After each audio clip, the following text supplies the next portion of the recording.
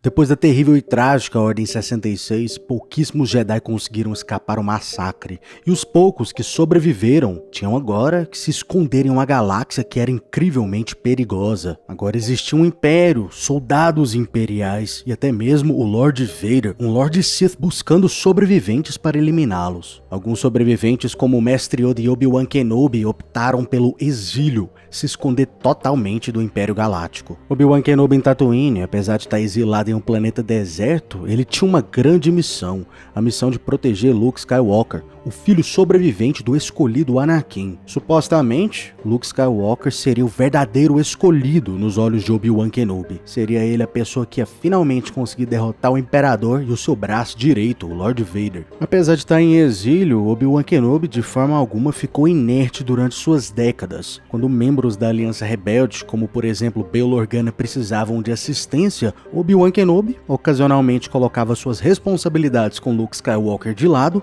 e ele oferecia sua ajuda sim. Mestre Yoda, também exilado em Dagobah, ele adotou uma visão, um estilo de vida um pouquinho similar com Obi-Wan Kenobi. Ele também estava em um planeta remoto, mas ainda assim ele também oferecia sua ajuda quando era necessário. Quando Jedi sobreviventes ou até mesmo novos Jedi, como Ezra Bridger, precisavam de ajuda, Mestre Yoda oferecia sua assistência a esses Jedi, dando para eles um pouquinho de sua sabedoria e ensinando para eles o caminho da luz dos Jedi. Apesar disso, assim como Obi-Wan Kenobi também, a sua prioridade era treinar o filho do escolhido Luke Skywalker. Dessa forma, Mestre Yoda se manteve exilado e escondido, esperando a hora certa para finalmente entrar em ação. Alguns outros sobreviventes não foram tão extremistas a ponto de se esconder completamente. Sobreviventes como Ahsoka Tano, apesar de não estarem diretamente ali nas linhas de frente, na vanguarda contra o Império, eles também ofereciam um pouquinho de ajuda quando era necessário. Com seu codinome Fulcrum, Ahsoka ocasionalmente ofereceu sua assistência para a Aliança Rebelde quando era necessário. Agindo como um agente especial da Aliança Rebelde, sempre quando a missão era sensível demais, Ahsoka Tano era geralmente chamada. Assim também como o Mestre Yoda, Ahsoka Tano, quando se deparava com Jedi que precisavam de ajuda em relação à força,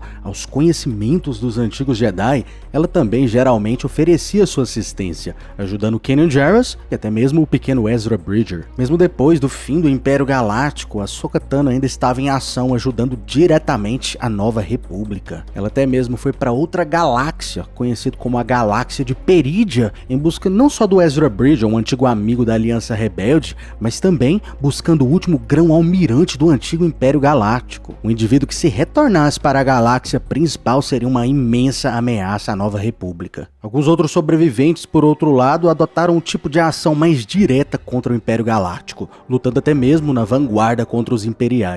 Caleb Dume, depois de conseguir sobreviver à Ordem 66, ele trabalhou temporariamente como uma espécie de um mercenário e adotou até mesmo um novo nome, sendo conhecido então como Kanan Jarrus. Como Kanan Jarrus, ele adotou medidas mais diretas contra o Império Galáctico. Ele entrou para um grupo chamado a Equipe do Ghost e eles trabalhavam diretamente com a Aliança Rebelde. No seu tempo livre, Kanan Jarrus treinou até mesmo um novo Padawan, Ezra Bridger, treinando aí a próxima geração dos Jedi. Alguns Jedi mais experientes, mestres Jedi especificamente, tentavam fortemente ajudar Jedi sobreviventes. Quinlan Vos, depois de sobreviver à Ordem 66, ele iniciou até mesmo uma espécie de grupo subterrâneo, um movimento secreto chamado de O Caminho. Com o Caminho, Quinlan Vos se tornou basicamente o Han Solo dos Jedi. Ele contrabandeava pessoas, Jedi sobreviventes, para longe do Império Galáctico, garantindo assim a próxima linhagem dos Jedi. Algumas pessoas como Jocasta Nu foram um pouquinho mais atrevidas, tentando até mesmo dar início aí a uma nova Ordem Jedi.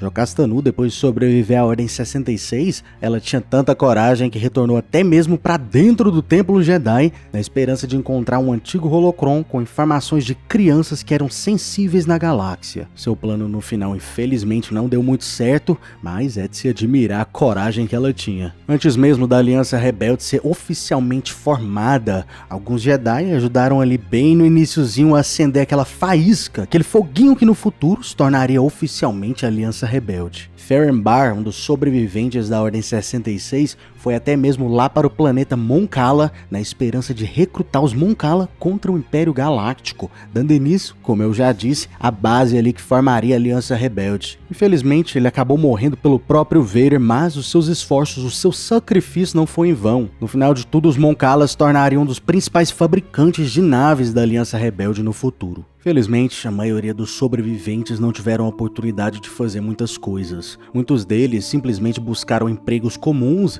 e tentaram se sustentar, viver o dia a dia e tentar ficar longe do Império Galáctico. Alguns sobreviventes já foram encontrados até mesmo em Tatooine, simplesmente tentando ganhar o seu pão do dia e evadir os olhos imperiais. Outros Jedi viviam praticamente como nômades, comprando passagens de naves, pulando de planeta em planeta, tudo isso tentando evadir as garras imperiais. Outros Jedi até mesmo sofriam de estresse pós-traumático. Depois da tragédia que foi a Ordem 66, alguns Jedi até mesmo voluntariamente cortavam a sua própria conexão com a Força, se distanciando assim ainda mais do seu passado como Jedi. Infelizmente, muitos desses Jedi que tentavam escapar simplesmente viver o dia a dia, simplesmente tentando comer e evadir o Império. Infelizmente, esses Jedi eram frequentemente capturados pelo Império. Quando eles eram capturados, havia apenas duas opções. Muitos deles eram mortos, simplesmente eliminados, mas existia uma parcela que escolhia um caminho que era muito mais sombrio.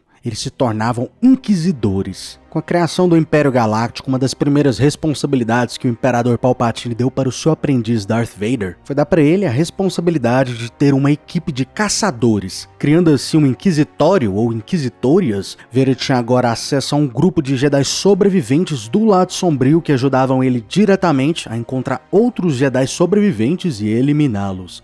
Os Jedi que escolhiam esse caminho sombrio, o caminho do Inquisidor, eles serviam diretamente o lado sombrio e serviam diretamente o Império Galáctico de Palpatine. No entanto, o caminho do Inquisidor não é a única forma de um Jedi sobrevivente cair para o lado sombrio. Depois da terrível tragédia da Ordem 66, alguns Jedi caíram para o lado sombrio, mas não se juntaram diretamente ao Império Galáctico. O Jedi Malicos, depois da Ordem 66, acabou parando no planeta das bruxas, o planeta Dathomir. Dathomir, agora guiado pelo seu novo instinto de selvageria e de sobrevivência do Império Galáctico, Malicos tornou até mesmo o líder de uma tribo de Dathomirianos. Com o conhecimento dos Jedi e até mesmo o conhecimento das bruxas de Dathomir, que foi ensinado para ele por uma própria bruxa de Dathomir, Malicos viveu a vida de um rei, o líder de uma tribo. Mas, apesar disso, a pessoa que vive pela espada morre pela espada. A pessoa que segue o caminho do lado sombrio geralmente acaba morrendo cedo,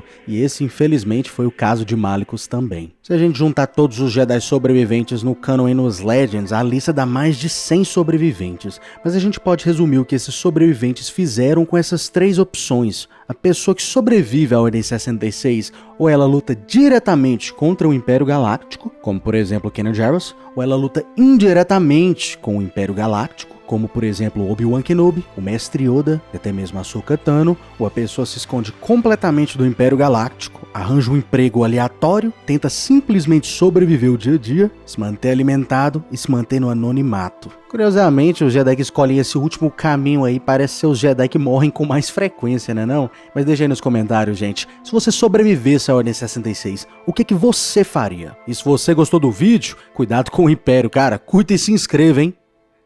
Caso contrário... Você está no conselho, mas não o consagramos mestre Jedi.